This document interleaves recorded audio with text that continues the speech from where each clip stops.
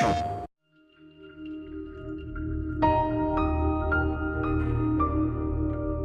was always kind of dreaming of this game since I've been a kid, you know, in a really real way. I didn't think, oh, I'll make that game. I just thought, wouldn't it be cool if there was a game where, and I think everyone has had that. I think I heard somebody saying it's like a pitch from a child, basically, which is like, you know, there'll be a universe and you can go everywhere and you can have a ship and you can shoot lasers and, you know, all that kind of thing. It's like the most childish idea for a game in the world. And it was really fueled by sci-fi as I had always experienced it, which was books that I'd grown up with, like actual science fiction. We always knew that we wanted to make No Man's Sky. At the time, that was called Project Skyscraper, because we wanted a big, ambitious name for it. But we always knew the type of game we wanted to make, and we'd known it before we even started Hello Games, and we had talked about it at that point. And we knew that Joe Danger was going to be a stepping stone towards that.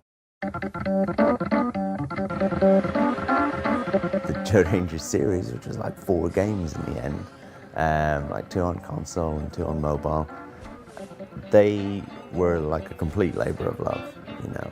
Like, I love those games still. A lot of people did, and they were way more successful than we thought they would be or had any right to be, because we were so terrible at everything apart from making games.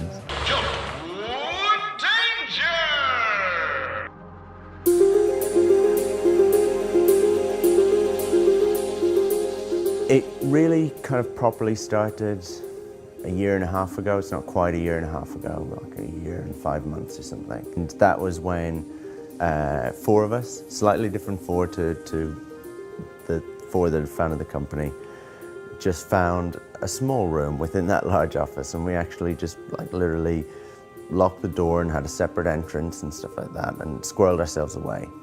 And we started working on a prototype for No Man's Sky. And we actually didn't show the rest of the team because we just wanted almost the pressure and the isolation, almost like it was a startup within this small studio that had to prove themselves. And so we worked for a year actually on that prototype, which then turned into something much bigger, which is what we first showed at the VGXs. World premiere.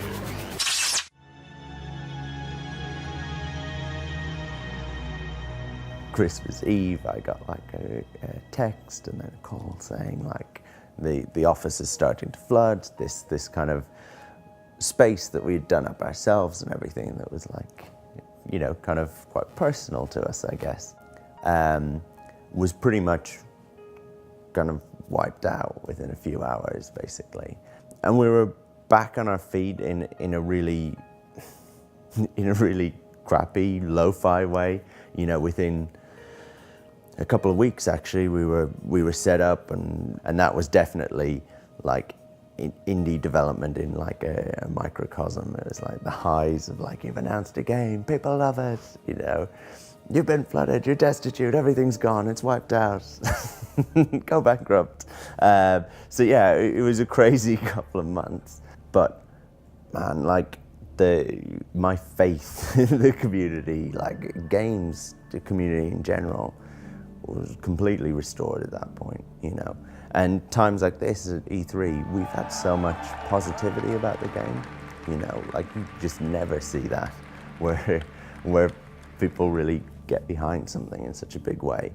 And that's massively, massively meaningful to us and really fuels you.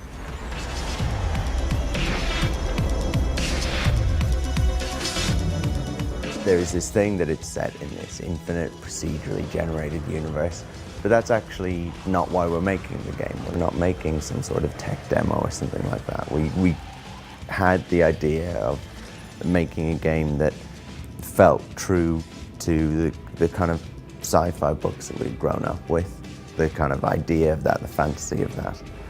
And we wanted to deliver on that, and to do that we had to create the universe for you to explore, because that's the feeling that we wanted you to have for one of the first times in games to actually land on a planet and for nobody to know what was on that planet. Not the creator of the game, not anyone else, because no one else has ever been there before. Give everyone a spaceship, start them all on a different planet. Give them a working, living, breathing universe that has planets with ecology, that has space stations and fleets of freighters and military and police and different races and all of them interacting, and let players loose and let them decide the game that they want to play, because that's what's interesting to me. I'm really interested by things that are less descriptive, actually, and less, hard-coded about what way you have to play it, and that don't start with a tutorial and then just kind of land you in and let you off to make your own fun. Having said that, it isn't just like some sort of empty blank canvas. There is a lore to the universe, and there are decisions that we make based on that, and it has a personality. It is generally a pretty dangerous place to be, as it should be kind of for sci-fi. It isn't just some ambient utopia, right? You are always in danger.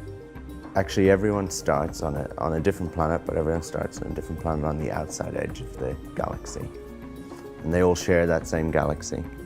And for most people, they will try and make the journey to the center of the galaxy. And there's a reason why you would want to do that.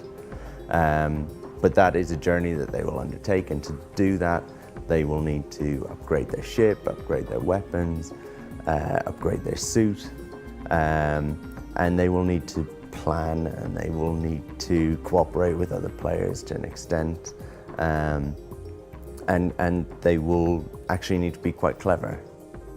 And there is a game beyond that, and you can continue to play.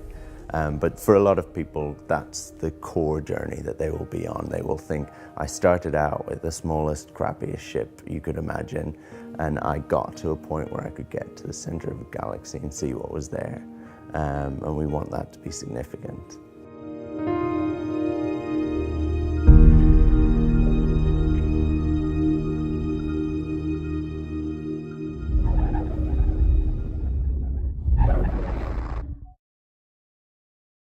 PlayStation